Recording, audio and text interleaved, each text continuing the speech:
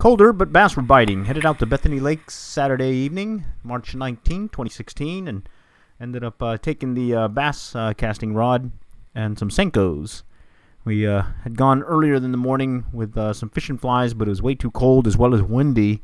Temperatures were in the 40s with a wind chill of about, temperatures with the wind chill making about 32. So it's a tough go, but things warmed up, the wind died down, and we headed out in the evening back to Bethany and ended up starting to hook up with these guys using bait casting rod and some Senkos.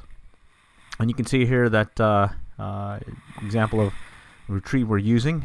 When we first started out, we had to cast a little bit further than we normally have been catching them into the lake, and then we're using a sort of a just slowly moving the Senko with the rod, and then we'll take up some slack, and then as we feel them pick it up, we'll take up some slack, and then when we feel it's right, we'll go ahead and set the hook and basically reel in fast and set the hook.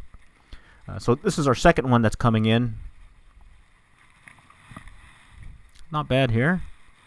We're using the watermelon black and red flake Senko in the 4-inch size.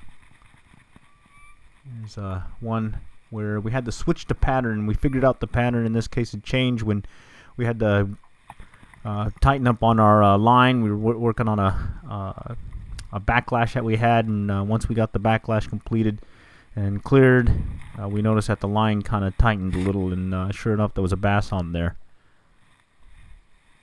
So here's where we did the same thing. We just let it sit, and we instead of reeling right away and saw the line pick up, so we started taking up the slack, and we set the hook, and sure enough, we got another one on the line here. I think this is going to be I think we got a total of 7 this round, and I believe that was either number 4 or 5, or 3 or 4. Is one of those. So here's where we're just letting the line just sit, and then we'll just start taking up some slack when we see the line move. So we're using a line that we can see with the sunlight on there, and with our polarized glasses, we definitely can see the line, and we pay attention to that line for any movement, and start taking up the slack, and then we'll go ahead and set the hook. And ended up getting 7. We lost about 3-4 more on the hook set, and then we had several more where we could feel them tap at it. And this is our biggest one. This one's got a little tummy on it. So we'd feel them just tap at it, and we'd try setting the hook, and we'd miss it, but in this round we got them. And what happens is we'll see that line pick up, and they'll start moving on us. We'll tighten up on the line, but we won't actually start reeling in right away, because we'll sometimes pull it out of its mouth, and sure enough, we'll lose them. So we're just working it slowly. We're feeling them pick it up.